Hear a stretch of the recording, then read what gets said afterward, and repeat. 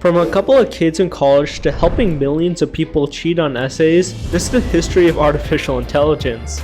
Our journey will start here in 2023 and work our way back all the way to 1950, where AI was first created. I'm going to talk about the two most prominent ones being ChatGPT and Midjourney, then state 3 fun facts I bet you didn't know about each of the futuristic softwares. First, let's start with ChatGPT, probably the most popular AI and the one used by most people.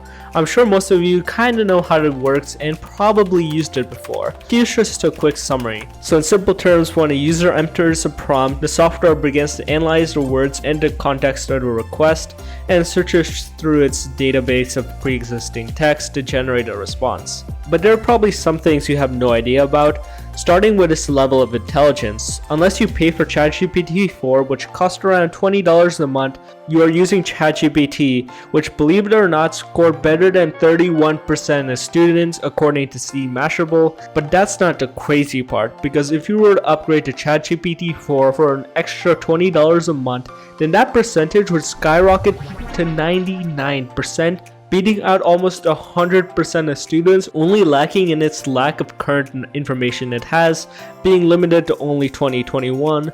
Next is the ability to mimic people. Now I don't mean write in a human-like way. I mean write in a specific human's way. Like I could say write like William Shakespeare or Eminem, or even in the style of a Mr. Beast video. Not only can it sync up to human language, but music as well. Using a vast assortment of songs, it can write lyrics about anything to match any song. And lastly, the neural network it's based off of. Calculating its database, it turns out that ChatGPT is based off of a whopping 350 million pages, which would take a human more than 250,000 days or 650 years. Yeah, none of us are getting there anytime soon. Anyways, the software only generates text responses, but that doesn't show everything. Visuals are also important too, and that's what Midjourney is here for. Before we get to the facts, here's a 15-second summary. Start the clock. It is an AI language making software developed by NVIDIA, a leading technology company known for its GPUs. Midjourney uses a neural network based platform that goes off of machine learning to generate highly realistic images. One of the most impressive features of Midjourney is its ability to create highly realistic images of people who don't actually exist. This is achieved through the process known as GAN, which involves training the algorithm on a large dataset of real-world images and using its knowledge to generate new images that look like real people. Whew, that was hard. Now for facts that you probably didn't know, or at least I don't think you guys know. How about you guys type in the comments about how many you get? Alright, let's get to the first one. Did you know that an image generated by Midjourney named Theater it's on screen. Journey image called Theater d'Opera Spatial. Oh, so that's how you pronounce it. Won the first prize in its digital art category at the 2022 Colorado State Fair. The prompt that led to the creation of this image was written by Jason Allen, who printed it onto a canvas and submitted to the competition under the name Jason Allen. The news caused frustration among digital artists as he pretty much took their jobs. Allen remained unapologetic and maintained that he had adhered to the rules of the competition. The two judges' response were not aware that it was Midjourney. However, they later stated that if they had known, they would still give Allen the top reward. It's kinda crazy. Midjourney also developed surprisingly fast, only being started in July of 2022, while ChatGPT was trained from before 2020. How is this possible though? Well, Midjourney isn't totally its own software. It's actually a refined version of DALL-E with a skin on top of it to produce more likable images. This means that Midjourney is just DALL-E mixed with some stable diffusion software. Now with that out of the way, let's go back to the 2010s, a time of clickbait, cringe videos, but vastly important for the future of AI. There was one company pushing for its innovation, that being Tesla. Tesla is a car company that was founded in 2003. In the 2010s, Tesla started to push the importance of artificial intelligence, aka AI, in the automotive industry. Tesla started by developing a system called Autopilot, which is designed to assist drivers with tasks such as steering, accelerating, and braking. Autopilot uses a combination of cameras, radar, and ultrasonic sensors to detect the environment around a car and make decisions about how to navigate it. The system is constantly learning and improving based on the data it collects from each car.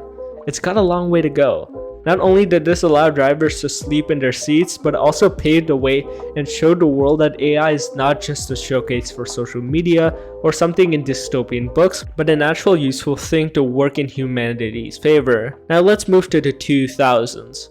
There wasn't much that happened in the eyes of the public, but it set up for something, or should I say someone, who was arguably one if not the most important people in the world of AI. That being Elon Musk. The 2000s were tough for him. With 2 baby companies and not a lot of funding, he gave each a 10% chance of succeeding. Through countless hours of work, studying, then working again, he finally built some of the largest companies in the world. But that isn't it. His contribution to AI is like one we have never seen before. ChatGPT and DALL-E, which is pretty much midjourney, is made by one company, openAI, and Elon Musk was one of its founders and biggest investors. He saw a dream and he needed to capture it, so he later invested over $100 million into the project, making him one of the biggest reasons for its success. But he soon left OpenAI and did not become its only donor. In just this year, Microsoft invested $10 billion to add ChatGPT to Edge, in hopes of reviving its dead browser. But at the same time, in order to not let any other company, especially Google, its biggest rival, pass them, they made openAI closed AI. This sparked backlash from everyone, including Elon Musk, who even after his past of leaving companies is still involved in the sector, saying it has been taking up his mind, like how crypto did before.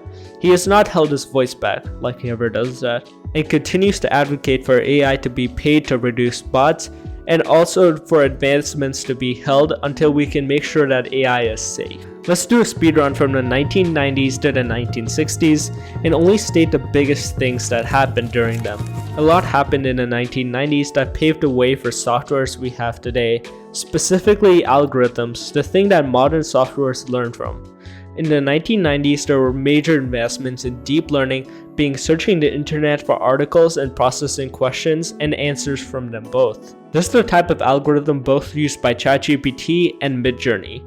Next was a machine learning algorithm.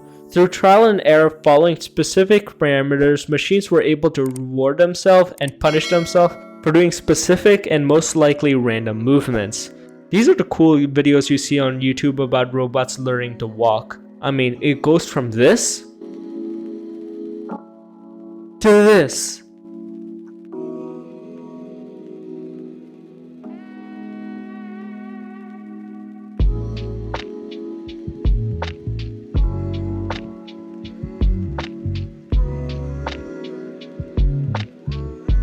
Both these algorithms detail the basis of artificial intelligence we have today, not the 1980s. Some of the biggest advancements were architecture. No, not that architecture, computer architecture, specifically Blackboard and backpropagation.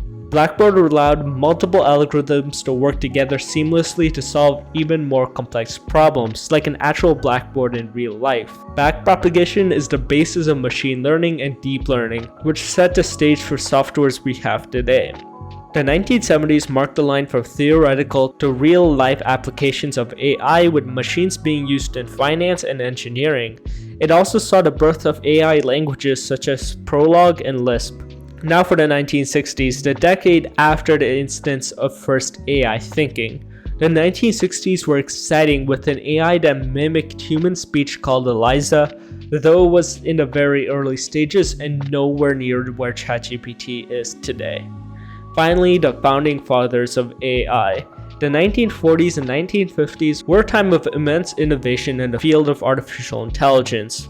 It was during this period that the very idea of AI was first conceived, and the groundwork was laid for the technology advancements that would soon follow. The story of AI begins in the late 1940s with the work of pioneers such as John von Neumann, Claude Shannon, and Norbert Wiener. These men were the first to explore the idea of creating machines that could perform tasks that were traditionally reserved for humans. Von Neumann in particular was interested in the idea of self-replicating machines, and he began to develop the concept of a universal constructor that could build other machines like itself, and simultaneously created plots for some of the most popular sci-fi movies of all time. It was around this time that the first computers were being developed, and this technology provided the foundation of early AI research. In 1949, Claude Shannon published a paper on the subject of chess-playing machines, which laid out basic principles for programming a computer to play chess. This work was a moment of history in AI, as it demonstrated that machines could be programmed to perform complex tasks using rules and algorithms, and also showed at the same time how dumb the average person is. In the early 1950s, the focus of AI shifted to natural language processing, as researchers attempted to develop machines that could understand and generate human language.